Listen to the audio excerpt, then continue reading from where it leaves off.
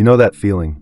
You walk away from a conversation, or a relationship, or a system you've been part of for years, and something inside you feels smaller. Not hurt exactly. Not angry, not yet. Just less. Like a little bit of you stayed behind in that room. Like something was quietly taken, and you didn't even notice until you were already halfway down the street. You replay it. You try to figure out what happened. The words seemed fine. The person seemed fine. Maybe even kind. Maybe even spiritual. But you feel hollowed out. And the strange thing is, the more time you spend with that person, or inside that system, the more hollowed out you become. And somehow, you keep going back. You keep listening.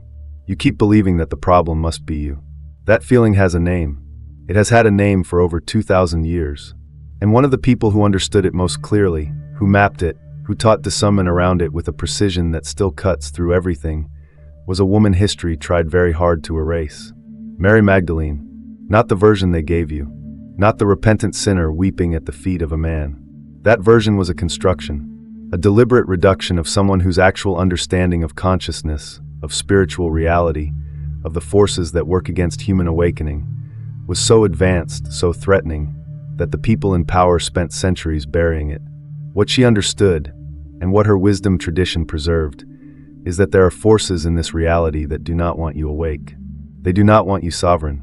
They do not want you asking real questions. And they are extraordinarily good at disguising themselves as exactly the things you trust most. In the Gnostic world she moved in, these forces had a name too. Archons.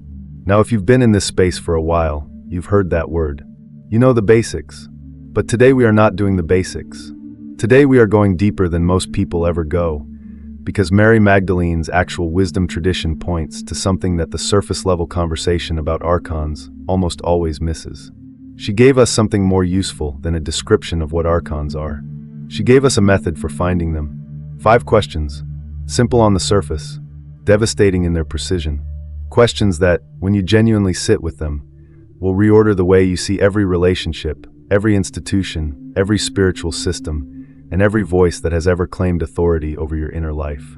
By the time this video ends, you will have a compass. Not a list of rules, not a religion, a living compass that you carry inside you from this moment forward. So stay with me, because what comes next, I genuinely believe, is some of the most practically powerful esoteric knowledge you will encounter. And it has been waiting, right there in the tradition surrounding Mary Magdalene, the whole time. Let's be honest about something first. The version of Mary Magdalene that most of us inherited is almost insultingly thin. She shows up, she weeps, she witnesses, she is loyal, and then she fades back into the margins of a story that was never really presented as hers.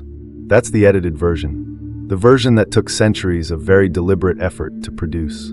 Because here is what the historical and textual record actually shows. When you go looking beyond what was handed to you officially, Mary Magdalene was not a peripheral figure in early spiritual movements. She was central. She was understood by those closest to the living tradition as someone who had achieved a level of inner understanding that set her apart. Not because she was chosen arbitrarily, but because she had done the inner work. She had looked at herself without flinching. She had understood the structure of consciousness, including the distortions within it, in a way that very few people in any era manage. In multiple early texts that were suppressed, marginalized, or outright destroyed by the consolidating institution, she is described as the disciple who understood most deeply. Not most loyally, not most emotionally, most deeply. There is a difference. Loyalty can be blind. Understanding sees. Now, I want to be careful here, because I'm not going to spend this video dissecting specific ancient manuscripts line by line. That's not what this is. What I want to do is something more alive than that. I want to trace the shape of her wisdom, the actual spiritual architecture that her tradition preserved. Because it is in that architecture, in the way she taught and the what she pointed toward, that we find our 5 questions. And to understand that, you have to understand who she actually was in the world she moved through. Mary Magdalene came from Magdala, a prosperous fishing town on the western shore of the Sea of Galilee. This was not a remote backwater. Magdala was a cosmopolitan place, sitting at the intersection of Jewish tradition, Hellenistic thought, and the broader currents of Near Eastern mysticism. The woman who came from there, and who rose to the position she held in early spiritual community, was not naive. She was not uneducated. She was not simply swept along by devotion. She was a woman who thought deeply about the nature of reality, about the self, about what liberates and what enslaves. And the tradition that formed around her teachings, the Sophianic-Gnostic stream of early spirituality that preserved her understanding, had a very specific and sophisticated map of reality. A map that included something most mainstream religion has been desperate to erase. The idea that not everything operating in this world is operating in your favor. That there are principles, actual organizing forces, built into the structure of distorted reality that work systematically to prevent human awakening. That's not paranoia. That's not pessimism. That is, and I say this as my genuine conviction, one of the most clear-eyed and honest assessments of spiritual reality that any ancient tradition ever produced. Now here is the part that matters most for what we're doing today. Mary Magdalene's wisdom tradition was not primarily about belief. It was not about accepting a doctrine and submitting to an authority that would then manage your relationship with the divine. It was about knowing. Direct, personal, experiential knowing. In Greek, the word is gnosis. Not faith from the outside in, but recognition from the inside out. And the central question her tradition kept returning to was this: what prevents that knowing? What stands between a human being and their own deepest recognition of reality? The answer, in her tradition, was not sin in the conventional sense. It was not moral failure. It was something more precise and, honestly, more disturbing. It was the interference of forces that have a vested interest in keeping you confused. Her tradition mapped those forces with extraordinary precision, and she, more than almost anyone in that tradition, understood how to see them, how to identify their fingerprints, how to ask the questions that expose them, even when they are wearing their most convincing disguises. That is what we are going to learn today. I personally find something almost unbearably poignant about this. Here was a woman of profound insight, operating in a world that had very little structural space for women of profound insight. And instead of retreating into safety, instead of softening her understanding to make it more palatable to power, she kept teaching. She kept pointing. She kept asking the questions that made the wrong people deeply uncomfortable. And they buried her for it. Not physically, institutionally. They turned her into a footnote. They turned her into a symbol of repentance rather than a teacher of liberation. They took the sharpest, most dangerous parts of her wisdom, the parts about discernment, about seeing through false authority, about the forces that work against awakening, and they quietly made those parts disappear. But they didn't disappear completely. They survived in fragments, in traditions, in the shape of a way of seeing that still carries her fingerprints, if you know how to look. And today we are looking. You already know the word, Archon. From the Greek, it means ruler, or more precisely, one who has gone before in the sense of a governing power, an administrator, someone or something that manages a domain. In the Gnostic cosmological tradition that runs through Mary Magdalene's world, Archons are not simply demons. They are not monsters hiding under the bed. That framing is too simple and honestly too comfortable because it puts them outside of you where they're easy to reject.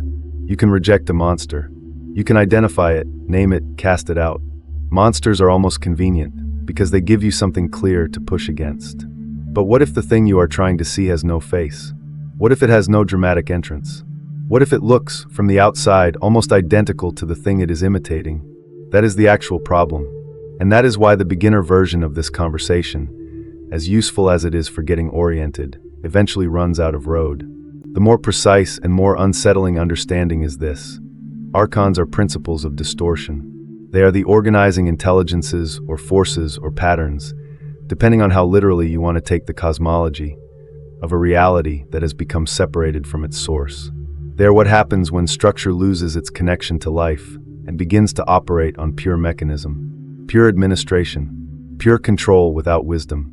Think about that for a moment, because that description should sound familiar. Not because of mythology, because of Tuesday. You have felt this. In the institution that processes you rather than sees you. In the relationship that runs on habit and obligation rather than genuine presence. In the spiritual community that has all the right language and none of the actual aliveness. In the part of your own mind that endlessly manages and controls and second guesses rather than simply knowing. Structure operating without life. Administration without wisdom. The form of something real, with the substance quietly gone. That is what Archonic influence actually looks like in lived experience. Not a demon, a pattern, a hollowness wearing the right costume.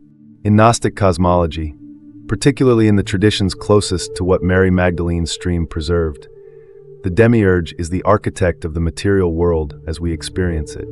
And the demiurge, crucially, is not evil in the cartoonish sense. The demiurge is blind. It creates, but it creates without Sophia, without the divine wisdom principle that should be the animating heart of all genuine creation. And the archons are the demiurge's administrators. They maintain the structure of a reality that runs on mimicry, imitation, and the capture of living energy that originated somewhere far higher than themselves. This is a cosmology, but it is also a description of something you can verify in your own experience if you look honestly enough. The world is full of structures that were perhaps once connected to something genuine and have since become self-perpetuating mechanisms. Institutions that exist now primarily to perpetuate themselves. Traditions that have kept the ritual and lost the living current it was meant to carry. Relationships that continue out of inertia long after the actual connection has gone quiet. The demiurge's world is not a fantasy. It is Wednesday morning. Now here is the critical thing, the thing most surface-level conversations about archons completely miss.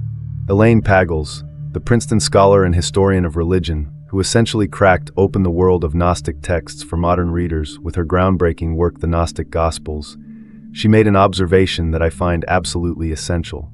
She noted that in Gnostic thought, the archons are not primarily understood as supernatural invaders from outside. They are understood as patterns that operate through human systems, human psychology, and human institutions. They are the shape that distortion takes when it gets organized.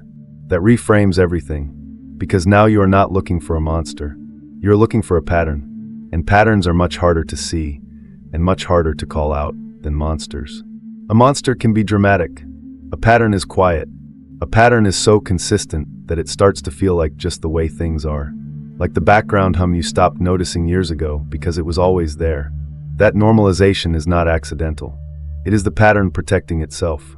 Carl Jung, the Swiss psychiatrist who spent his life mapping the territory most people are too afraid to enter, the deep unconscious, described something he called autonomous complexes. Psychological structures that operate within the human psyche but feel foreign. Feel like they are coming from outside. Feel like they have their own agenda entirely separate from the conscious self. When I read Jung's description of these complexes alongside Gnostic descriptions of archons, the overlap is not coincidental. It is a map of the same territory drawn by two very different cartographers. One working in ancient Alexandria, one working in 20th century Zurich. Same territory. And what both maps agree on, what both the Gnostic cosmological understanding and the depth psychological understanding converge on, is this: the most powerful expressions of this distorting influence are not external. They are interior. They are the patterns of thinking, perceiving, and relating that operate inside you, beneath the level of ordinary awareness, in ways that feel completely natural because you have never known them to be otherwise. That is the one that most people do not want to sit with, because it is far more comfortable to locate the archon out there, in the corrupt institution, in the manipulative teacher, in the broken system. Those things are real, but the interior expressions are just as real, and they are considerably harder to see. I bring these two figures, Pagels and Jung, not to drop impressive names, but because each of them, from completely different angles, arrived at the same essential structure. The historical angle and the psychological angle.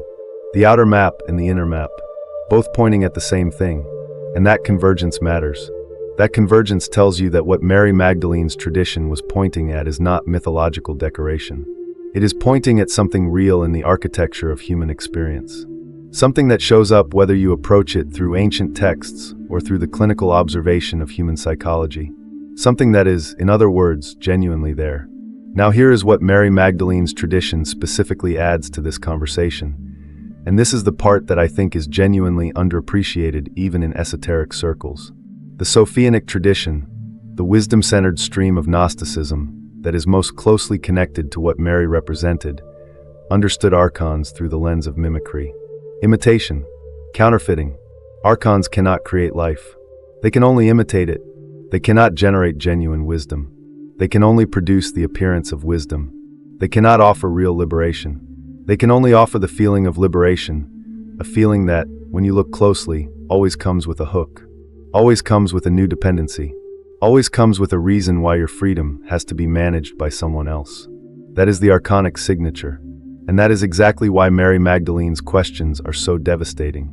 Because they don't ask, is this force supernatural? They don't ask, does this person believe the right things? They ask something far more precise. What is the actual effect of this presence on my living consciousness?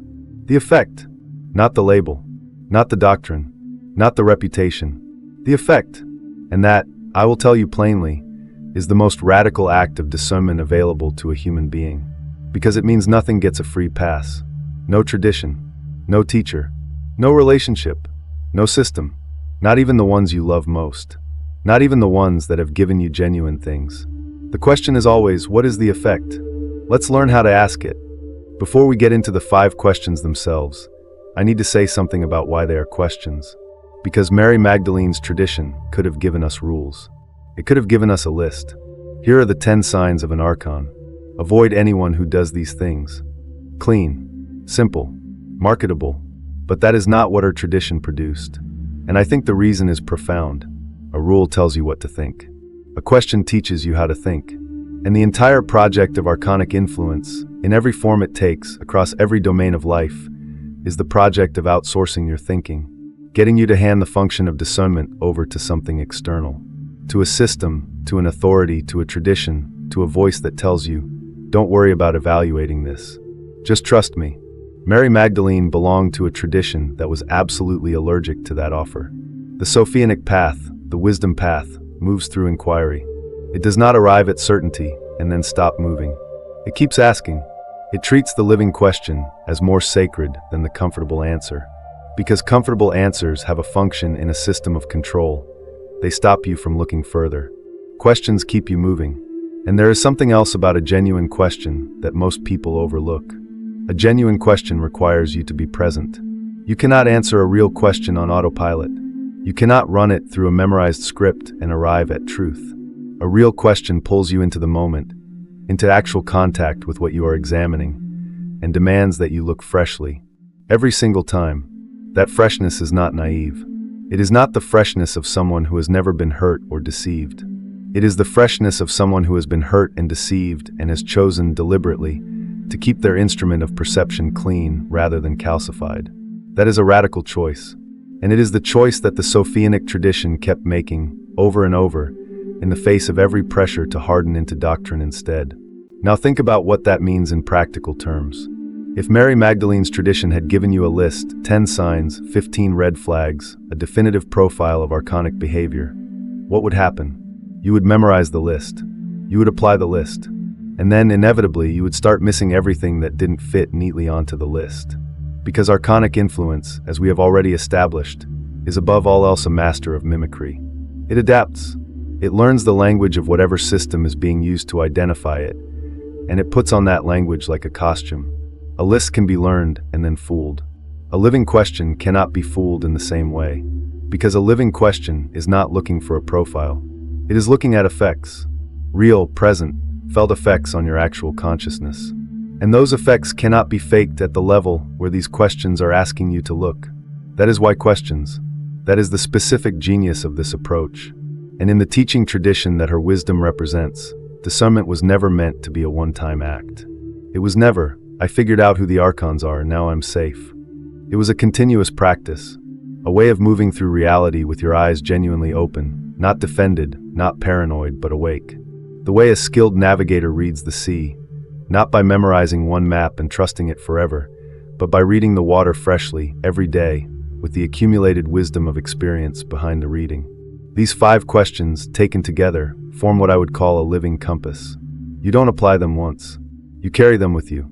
And every significant relationship, every system you participate in, every voice that claims authority over any part of your inner life, you run it through this compass. Not with suspicion, with clarity. There is a difference between paranoia and discernment. Paranoia sees enemies everywhere and contracts. Discernment sees clearly and remains free. Paranoia is exhausting. Discernment is, over time, the most restful thing you can practice, because you are no longer spending enormous unconscious energy managing what you refuse to see. Mary Magdalene understood that difference better than almost anyone. She did not retreat from the world. She moved through it, fully present, fully seeing, genuinely free in the middle of everything that was trying to make her otherwise. That is the model we are stepping into now. The 5 questions. Question 1. Does this person's system or voice make me feel more alive or more dependent? This is the first question, and I want you to feel the full weight of it before we go any further. More alive or more dependent? Those seem like they might sometimes be the same thing. When something is truly nourishing, a great teacher, a genuine relationship, a practice that is actually working, it can feel like you need it. And so dependency and aliveness can blur together in a way that makes this question tricky. That blurring is not accidental. That blurring is, in fact, the first and most basic archonic trick. So let's be precise about what this question is actually asking. When something makes you more alive, you feel more capable after contact with it. Not more capable of following it, more capable in general. Your own thinking sharpens. Your own sense of self becomes more present, more defined, more yours. You feel, after spending time with this person or inside this system, like you have been handed something that belongs to you. Like a door inside you opened. When something makes you more dependent, the opposite happens, even if it feels wonderful in the moment. You feel capable within the context of that thing, but less capable outside of it. You start to need the teacher in order to access your own insight. You start to need the system in order to feel spiritually valid. You start to need the voice in order to know what you think. The experience might feel like devotion. It might feel like dedication. It might even feel like love. But functionally, in terms of actual effect on your consciousness, you are becoming smaller. Not because you are weak, but because something is feeding on the part of you that generates your own sovereign awareness. Now here is the esoteric layer that Mary Magdalene's tradition adds to this. In Gnostic cosmology, every human being carries what is called a pneumatic spark. The divine light, the genuine divine intelligence, that is your actual nature. Your deepest nature. Not the personality, not the mind, not the emotional body, but the living light that animates all of those. The Sophianic tradition teaches that this spark cannot be created by archons. It came from somewhere beyond them entirely, from the pleroma, the divine fullness, the source before the source was fractured. This is crucial, because it means archons cannot generate life. They can only redirect it, capture it, feed from it, and the primary mechanism for that capture is manufactured dependency. If an archonic force can make you believe that your access to your own divine spark runs through it, through the teacher, the system, the doctrine, the relationship, then it has effectively positioned itself between you and your own source. It becomes the gatekeeper of your own light, and you keep paying the toll. This is not a metaphor. Look at your life. Look at the systems you've been part of, the relationships you've invested in, the spiritual frameworks you've adopted. Ask yourself honestly, after years of participation, are you more capable of knowing your own truth independently? Or do you need the framework more now than when you started? A genuine teacher makes themselves unnecessary. A genuine tradition points you toward your own knowing, and then gradually steps back as your own knowing becomes more robust. A genuine relationship wants you to be more fully yourself, even if more fully yourself eventually means changing, growing, or moving in a direction that the relationship cannot follow. Anything that reverses that, anything that deepens your need for it as your own capacity diminishes, is operating with an archonic signature. Whether or not the person inside it knows it, whether or not the system was built with that intention. The effect is the effect, and the effect is what this tradition asks you to see. I will tell you personally, this question has been the hardest one for me to apply, because the things that were feeding on my energy were not ugly things. They were often things I loved. And love is a very effective blindfold. But there is a difference between loving something and needing something, between genuine nourishment and manufactured hunger. And when I finally learned to sit with this question honestly, really honestly, several things in my life that felt sacred revealed themselves as something quite different. That was uncomfortable. It was also the beginning of something real. Question 2. Does this presence reward my questions or punish them? Pay attention to what happens when you ask a real question. Not a safe question. Not a question designed to confirm what the authority already believes. A real question. The kind that comes from genuine puzzlement, genuine doubt, genuine hunger to understand, rather than merely to agree. What happens? Does the teacher, the leader, the system, does it lean toward your question? Does it take it seriously? Does it engage with it honestly, even if the honest answer is, I don't know, or that's a tension I haven't fully resolved? Does your questioning make you more welcome in the space, because a culture of real inquiry is valued? Or does something else happen? Does the question get redirected? Explained away before it's fully heard? Does asking it make you feel, subtly or not so subtly, like you've revealed some deficiency in yourself? Some lack of faith, some immaturity, some spiritual inadequacy? Do the other people in the system look at you slightly differently after you asked? Does the teacher become a little cooler, a little more guarded, a little more prone to reminding you of your place? Because here is what Mary Magdalene's tradition, and honestly, her very life story, demonstrates with striking clarity. The Sophianic path, the path of genuine wisdom, does not fear questions. It runs on questions. In virtually every preserved account of Mary Magdalene's role in her community, she is the one asking. She is the one pressing further. She is the one who is not satisfied with the surface layer of an answer. And this is presented not as a character flaw, not as arrogance or impatience, but as exactly the quality that made her understanding go deepest. She questioned because she was genuinely searching. And genuine searching is the only engine that produces genuine knowing. Now look at the Archonic pattern here. The Sophianic tradition, the feminine wisdom principle that Mary embodies, moves through questioning. Sophia herself, in Gnostic cosmology, is the force of divine inquiry. She is the wisdom that moves, explores, reaches, sometimes falls, but always in the motion of genuine seeking. That movement is life. That movement is gnosis unfolding. Archons move through commands, through decree, through this is how it is, and questioning it reveals your unworthiness. Because a genuine question, a truly open question, is the single most dangerous thing to a system of control. A real question introduces the possibility that the authority does not have all the answers. And if the authority does not have all the answers, then maybe you don't need the authority quite as completely as you've been told. That is an existential threat to any archonic structure. So watch what happens to your questions. Not the polite ones, the real ones. The ones that make you a little nervous to ask because you're not sure how they'll land. If asking them makes you feel seen and welcomed, even in the tension they create, that is a healthy sign. It does not guarantee everything is perfect, but it shows that the system has space for living human inquiry. If asking them makes you feel smaller, suspect, or subtly punished, even through politeness, even through patient redirection rather than open hostility, pay attention to that. The mechanism doesn't have to be crude to be real. Archonic influence in sophisticated systems is almost always subtle, almost always polite, almost always wrapped in the language of care and protection. We're asking you not to go too deep into that because we don't want you to get confused. That's a question for people who are further along the path. Your doubt is a sign that you haven't fully surrendered to the process.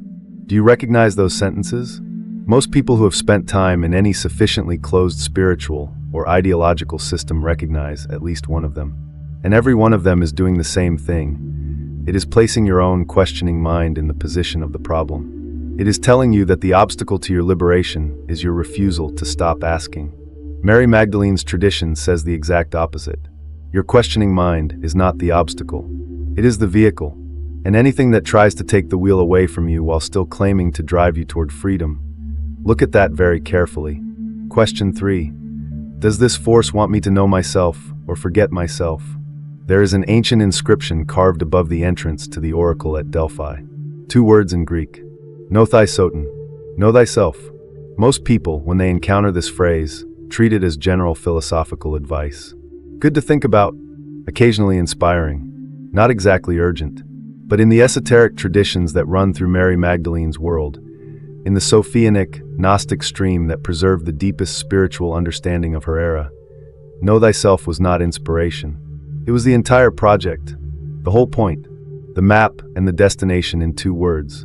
Because in that tradition, the self you are meant to know is not your personality.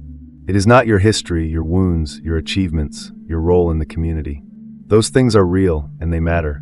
But beneath all of them, at the deepest stratum of what you are, is something that has never been confused. Something that was never actually captured by the archonic structures of distorted reality. The pneumatic spark, the divine seed, the thing that is you before all the things that happened to you. And the path back to that, the path that Mary Magdalene's tradition points toward with every teaching it preserved, runs entirely through genuine self-knowledge. This is not self-improvement. Self-improvement is the archonic counterfeit of self-knowledge. Self-improvement says, here is what you should be, now work to become it. It sets an external standard and measures you against it.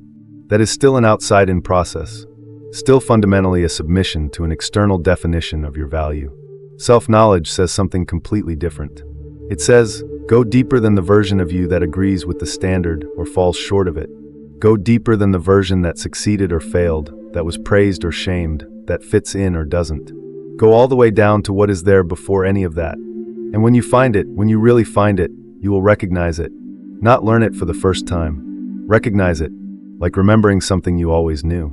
That experience of recognition is what Gnostic texts call anamnesis. Unforgetting, the reversal of the amnesia that is one of the Archon's most powerful tools.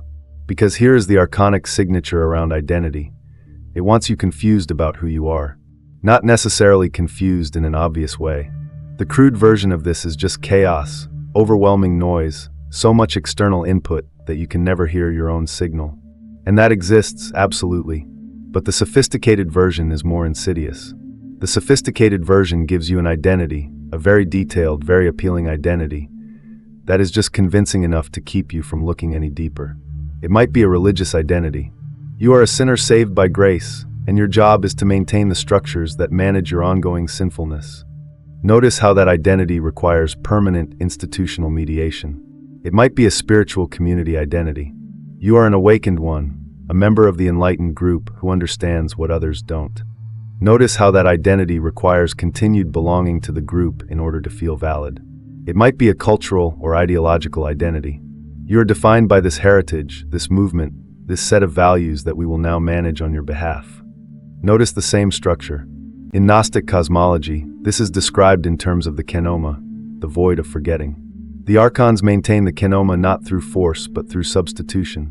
They give you something to be, something to belong to, something that answers the question, who am I, with enough apparent depth that you stop looking further.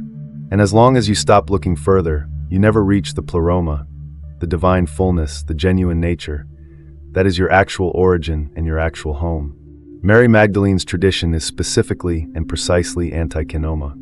Every part of it points toward remembering. Every question it asks is designed to pull you past the substituted identity toward the real one. And so this third question becomes a laser.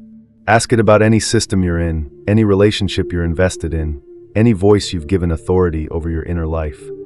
Does this presence actively want me to know my own deepest nature? Does it create conditions that support that knowing? Does it celebrate my growth in self-recognition, even when that growth takes me in unexpected directions? Or does it need me to stay in a particular self-story? Does it get uncomfortable when I start seeing through the identity it gave me?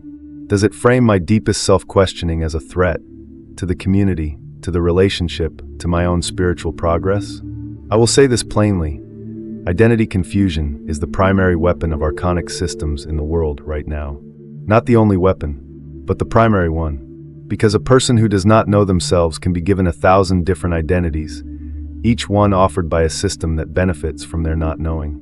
And they will cycle through those identities, each time thinking, this one is really me. Each time investing their energy into something that is not actually their own recognition, but someone else's definition of them. The antidote is not to find the right identity. The antidote is to go deeper than all of them, all the way to the self that doesn't need to be defined by anything outside itself. That's what Mary was pointing at. That's the knowing she lived. Question 4. Does this teaching or person point me toward inner authority or outer submission? This might be the most radical question on the list. And I want to take my time with it, because we live in a world that is absolutely saturated with the idea that authority belongs outside you. In institutions, in credentialed experts, in ancient texts, in lineages, in systems that have the right to determine what is spiritually valid and what isn't. We've been swimming in that idea our entire lives, most of us. It is the water we live in, and like all the water you live in, it is almost invisible. But look at what Mary Magdalene's position within her community actually represents, not symbolically but structurally. She was the one, in multiple preserved accounts, who understood the teachings at the most interior level. Not because she had the official position, not because the established hierarchy gave her the credential, but because she had done the actual inner work of understanding.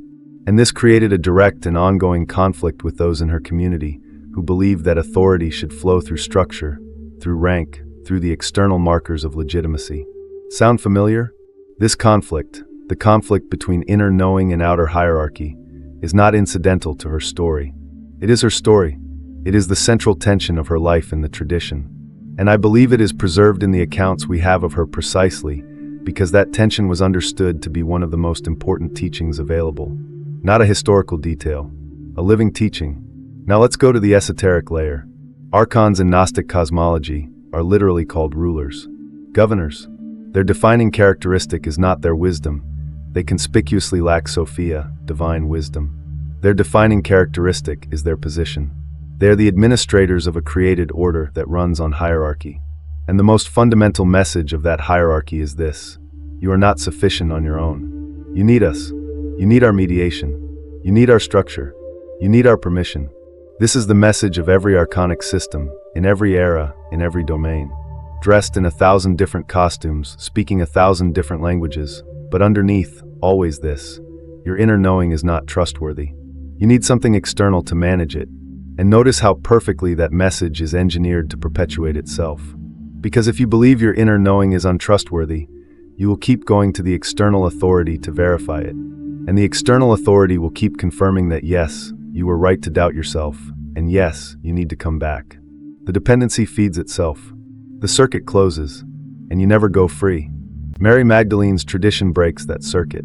The central teaching of the Sophianic path, stated with almost shocking directness in the fragments we have of her tradition, is that the divine is not accessed through outer submission. It is accessed through inner recognition.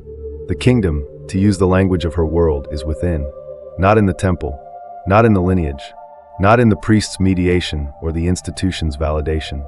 Within. Now I want to be careful here because this is not the same as saying, do whatever you feel like, you are your own authority on everything. That is the ego speaking, not the pneumatic self. The inner authority Mary Magdalene's tradition points to is not the authority of your preferences, your desires, your comfort zone. It is the authority of the deepest self, the part that actually knows, not just wants. An accessing that takes work. Genuine inner work. The kind that is the opposite of easy. But the difference between doing that work and submitting to an external system that does it on your behalf, that difference is everything. It is the difference between being a free consciousness and being a managed one. And this is where the question becomes so practically powerful. Look at the teachings you've received, the teachers you've followed, the spiritual frameworks you've adopted. Ask honestly, where do they ultimately locate authority? Do they consistently, progressively point you toward your own deepest knowing, using themselves as a temporary bridge, a useful map, a collection of hints that you then verify through your own direct experience? Or do they locate authority permanently outside you, in a text, in a figure, in a tradition, in a community that retains the right to tell you what your experience means? A map that says, you are here, and then helps you navigate to your own knowing is a good map. A map that says your job is to follow the map forever, and questioning the map reveals your inadequacy. That map is not trying to help you get anywhere. That map is trying to keep you dependent on the map. Mary Magdalene was the kind of teacher who hands you a map and then waits to celebrate the moment you no longer need it. That is the mark of a teacher who is genuinely on your side. Most archonic systems are the opposite kind. They are the kind that make the map more complex every time you get close to understanding it. They are the kind that always have one more level, one more initiation, one more thing you need before you are truly ready to know directly. Watch for that pattern. It is everywhere, and it is always, always serving something other than your liberation. Question 5. After contact with this person or system, do I feel expanded or contracted? This is the simplest question on the list. And in some ways, it is the most devastating, because it asks nothing complicated. It asks only this: how do you feel? Not immediately, in the moment of contact, when the energy of the interaction is still masking the truth. But after, an hour after, a day after, when the performance is over and the actual effect on your being becomes visible. Do you feel expanded? More open, more spacious, more alive to possibility? Like something in you has grown, not inflated, not excited in a shallow way, but genuinely grown. Like you are more yourself after this contact than before? Or do you feel contracted? Smaller, more careful, more guarded, more confused, more full of obligation, and less full of genuine knowing? Like something drew in rather than opened? This question seems so simple that it almost doesn't seem esoteric. but it is rooted in some of the most sophisticated spiritual understanding the Sophianic tradition produced, specifically around the relationship between the body, the emotional being, and the pneumatic self. Mary Magdalene's tradition never made the mistake that most later spiritual systems made, the mistake of treating the body as the enemy of spiritual knowing. In the Sophianic stream, the body is part of the instrument. Not the whole instrument, but a genuine part of it, and the body, specifically the felt sense of expansion or contraction, is one of the most direct and uncorrupted signals available to a human being in real-time discernment. The mind can be convinced. It can be argued with, reasoned at, presented with evidence, dazzled with complexity. The emotional body can be manipulated, flooded with manufactured belonging, with induced fear, with the warm glow of in-group validation. These are all tactics that operate on the levels where archonic influence is most effective. But the felt sense of expansion or contraction, when you learn to actually listen to it, is much harder to fake, because it is reporting from a level that is closer to the pneumatic truth of your nature than either pure cognition or manufactured emotion. In Gnostic cosmology, the framework for understanding this is the distinction between three modes of being: the hylic, the purely material, the instinct level; the psychic, the emotional and mental, the level of ordinary consciousness; and the pneumatic, the spirit level, the domain of the divine spark. Archons operate most powerfully on the hylic and psychic levels, because those are the levels most embedded in the distorted creation they administer. They can push buttons at those levels with extraordinary sophistication. But the pneumatic level, the level where the genuine divine spark lives, is outside their jurisdiction. It is, in the most literal cosmological sense, not theirs to touch. And when something is genuinely aligned with the pneumatic, genuinely connected to life, genuinely oriented toward your actual liberation, the pneumatic spark responds. It expands toward it. It opens. When something is archonic, when it is running on mimicry, on manufactured energy, on the simulation of life rather than life itself, the pneumatic spark does not open. Even if your mind is convinced, even if your emotional body is flooded with the feeling of belonging, even if everything looks right, somewhere underneath all of that, something contracts, something withdraws, something knows. And that knowing, that quiet, persistent contraction beneath all the convincing noise, is exactly what most people have been trained to distrust. Your feelings are not reliable. Your doubts are just your ego. Your sense that something is wrong is just fear of change, fear of commitment, fear of growth. Maybe. Sometimes those things are true. Sometimes contraction is just resistance, and the right move is to lean into discomfort. But there is a qualitative difference between the contraction of genuine growth, which has a sense of aliveness in it, even in its difficulty, and the contraction of archonic influence, which has a sense of diminishment, of becoming less. Mary Magdalene's tradition teaches you to know the difference. Not by thinking about it, by feeling it, by developing over time the capacity to hear the signal underneath all the noise. And this is why the question is not, do I feel good after contact? Feeling good can be manufactured. The question is, do I feel expanded? That is a much more specific thing. Expansion has direction. It has depth. It moves you toward more of yourself rather than away from yourself. It is, in every tradition that has ever mapped it, the felt signature of genuine contact with something alive. Contraction, in the same traditions, is the felt signature of something that is taking without giving, administering without nourishing, performing life rather than actually living. This question is the one you can answer fastest, and it is the one that, once you really learn to hear it, will almost never lie to you. Now here is something I want you to understand clearly. These 5 questions are not a checklist. You don't run through them one by one like a safety inspection and arrive at a verdict. That is not how this works. And turning them into a mechanical process would actually betray the spirit of the tradition they come from. There are 5 angles on the same truth. Think of it like this. You're trying to understand the shape of something in a dark room. 1 angle gives you one edge of it. 2 angles give you a sense of depth.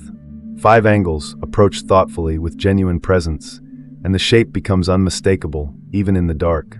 Each question is targeting a different layer of the self and a different mode of archonic operation. The first question, more alive or more dependent, targets the energetic and spiritual level. It asks about what is happening to your fundamental life force over time. The second question, does it reward or punish inquiry, targets the cognitive level. It asks about the relationship between this presence and your own capacity for genuine thinking. The third question, does it want you to know yourself or forget yourself? Targets the identity level. It asks about the relationship between this presence and your deepest self-recognition. The fourth question, inner authority or outer submission, targets the sovereignty level. It asks where the ultimate power over your inner life is being located. The fifth question, expanded or contracted, targets the somatic and pneumatic level.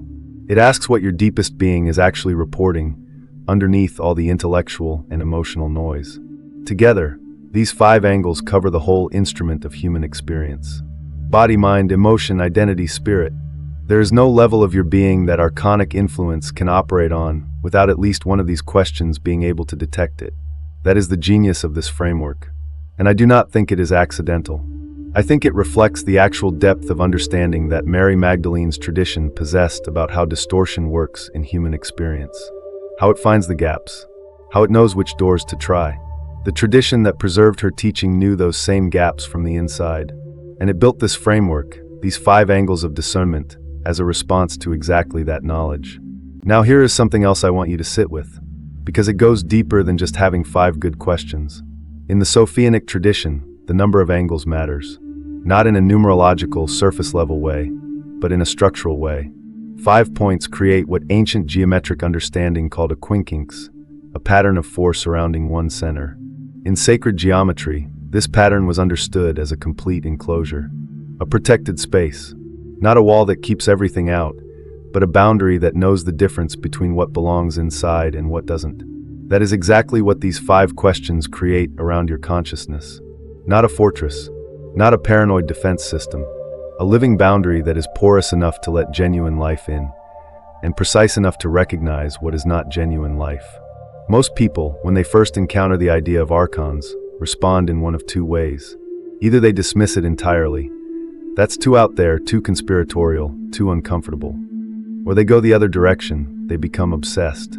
They start seeing archonic influence everywhere. Every difficult person becomes an agent. Every challenging institution becomes a conspiracy.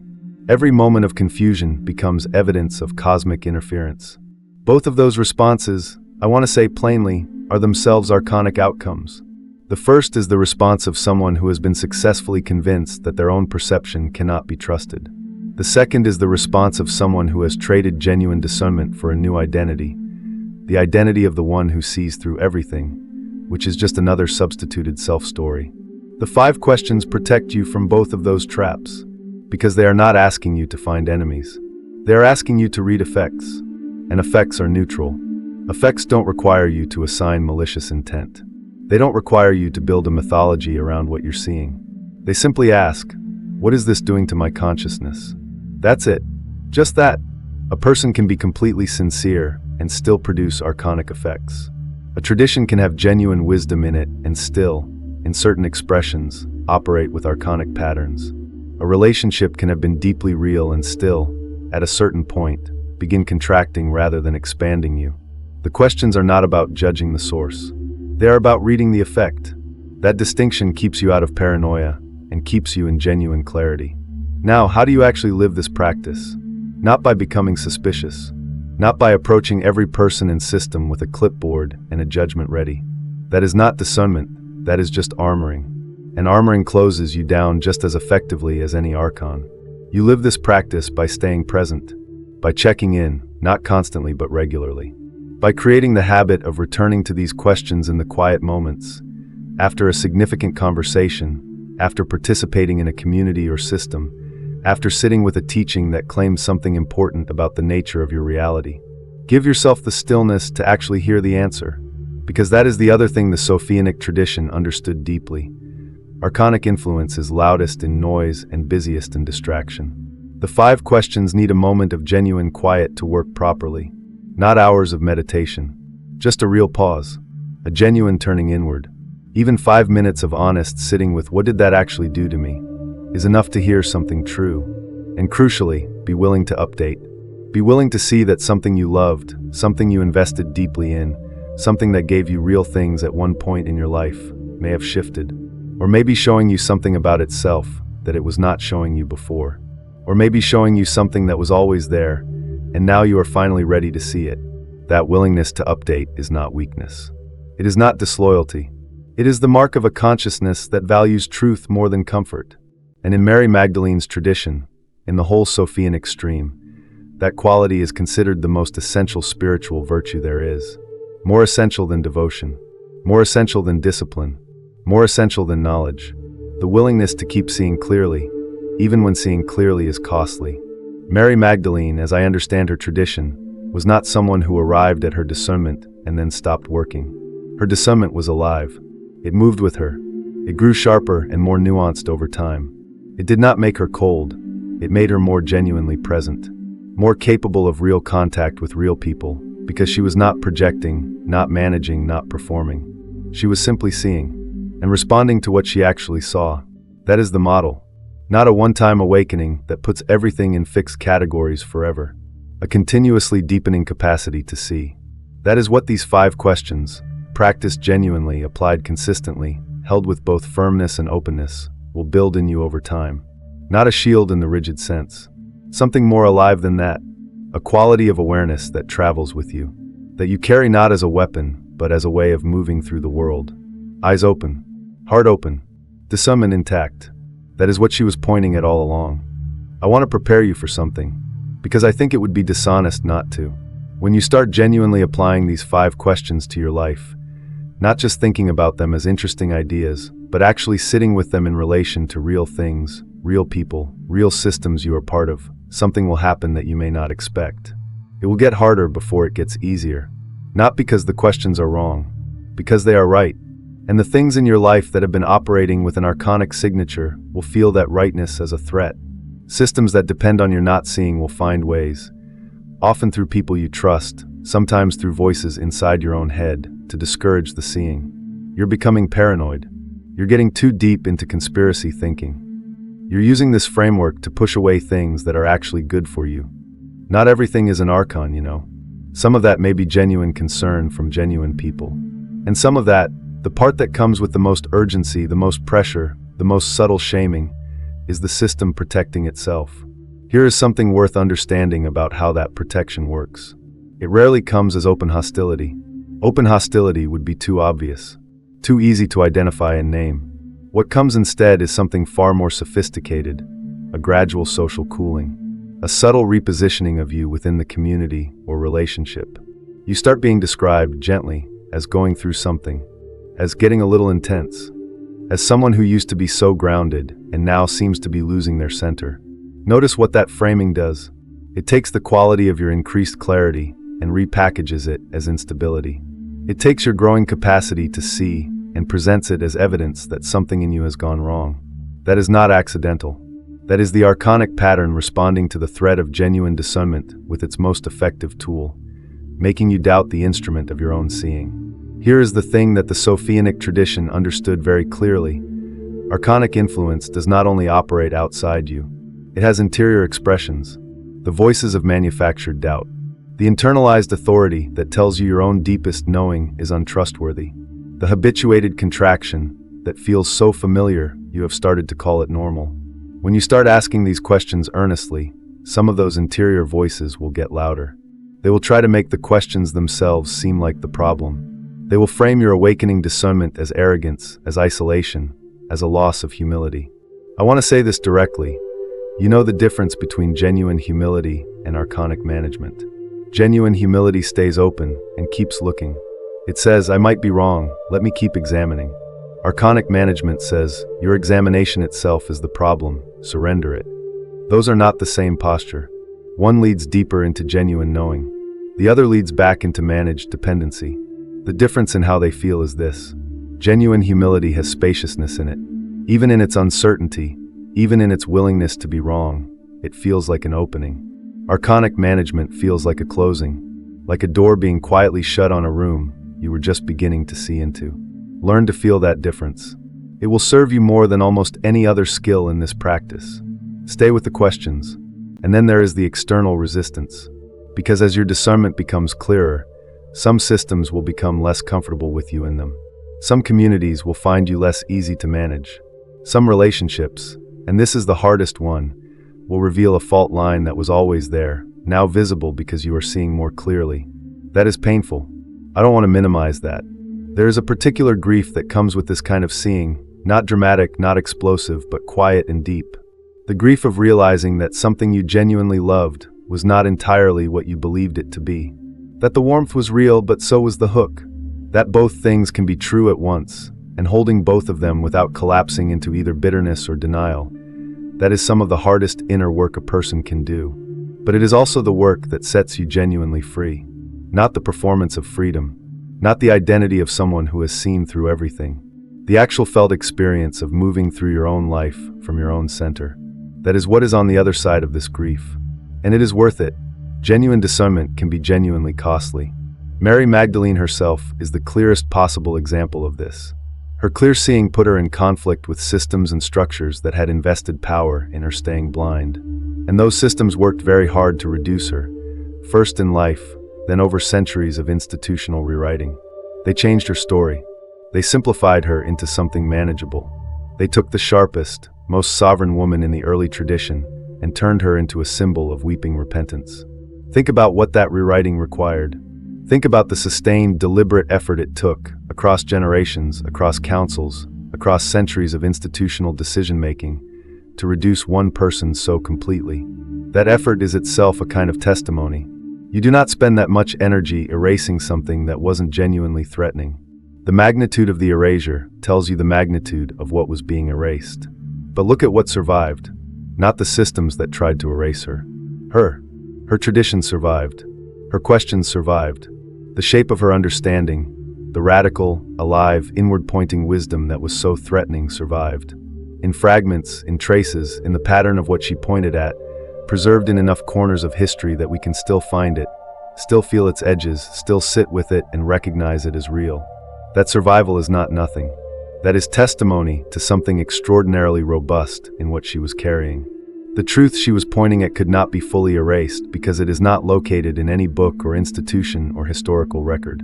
It is located in the human capacity for genuine self-knowing. And that capacity, no matter how suppressed, no matter how long it has been managed and redirected and told it cannot be trusted, keeps quietly surviving. It survived in her. It survived through her. And it is surviving right now, in this moment, in you. Because you would not be here, genuinely sitting with these ideas, if that capacity in you were not already awake enough to recognize something it needed to hear. That recognition is not small. It is, in the Sophianic understanding, the pneumatic spark responding to something aligned with its own nature. The light in you leaning toward light. The liberation on the other side of genuine discernment is real. And it is very different from what most people expect. It is not the dramatic revelation of a conspiracy. It is not the angry dismissal of everything that ever disappointed you. It is not the cold satisfaction of finally seeing through the people who didn't deserve your trust. It is quieter and more powerful than any of those things. It is the experience of your own authority, the felt recognition that you can trust your own deepest knowing, not your preferences, not your wounds, not your comfort zone, but your genuine deepest knowing to navigate reality. Without permission, without validation, without a system to run it through first. That is sovereign discernment. That is what Mary Magdalene's tradition was building toward, question by question, layer by layer, all the way to the center of the self that nothing external can touch. And once you know what that feels like, once you have actually stood in that place, even briefly, even imperfectly, you will not trade it for anything. Not for the warmth of belonging to a community that requires your blindness. Not for the comfort of an authority that thinks for you. Not for the safety of a system that promises to manage your liberation, so you don't have to risk the uncertainty of actually being free. The uncertainty of being genuinely free is real. But so is the freedom. And you were always meant for it. We started today with a feeling. That quiet, hollow feeling you get when you walk away from something and realize, somewhere below the level of your explanation, that something was taken. That you are smaller than when you entered. That something that called itself nourishment was actually feeding on you. You know that feeling now by its right name. And more than that, you have a compass. 5 questions. Simple on the surface. Ancient in their roots. Precise in their function. Questions that Mary Magdalene's tradition preserved through centuries of suppression and institutional erasure. Not in books, not in doctrines, but in the shape of a way of seeing that keeps surviving because it is pointed at something real. Something in you that cannot be taken. Something that was yours before any system ever tried to manage it. Something that will still be there when every system that tried to replace it has run its course. The pneumatic spark, your actual nature, the thing that expands toward genuine life and contracts away from mimicry, even when the mimicry is extremely convincing. Mary Magdalene was not a saint in a painting. She was a woman who knew, who had looked at the structure of reality, including the distortions in it, including the forces that work systematically against human awakening, with clear, open, unafraid eyes, and who kept teaching, kept pointing, kept handing out the questions that make the wrong structures very uncomfortable. She handed them to us. Now we carry them, and what you do with them, how you sit with them, how you apply them to your actual life, the specific people and systems and voices you run them through. That is your work. Not mine, not a community's, not an authority's, yours. That is exactly the point. Now I need to be honest with you about something. YouTube has demonetized this channel, and it happened right around the time this content started going places they are uncomfortable with. Not gradually, overnight. That is not coincidence. That is the pattern we just spent this entire video learning to recognize. I will not perform ignorance to get it back. I will not soften this for advertisers. What I will do is keep going, harder, deeper, further than before. But that requires your support. If Mary Magdalene's questions landed somewhere real inside you today, click the link in the description and join me on Patreon. You will instantly unlock unfiltered, esoteric member-only videos, exclusive audio podcasts, and the deeper blueprints they will never allow here. Most people will close this tab and return to their managed reality. You already know which kind of person you are.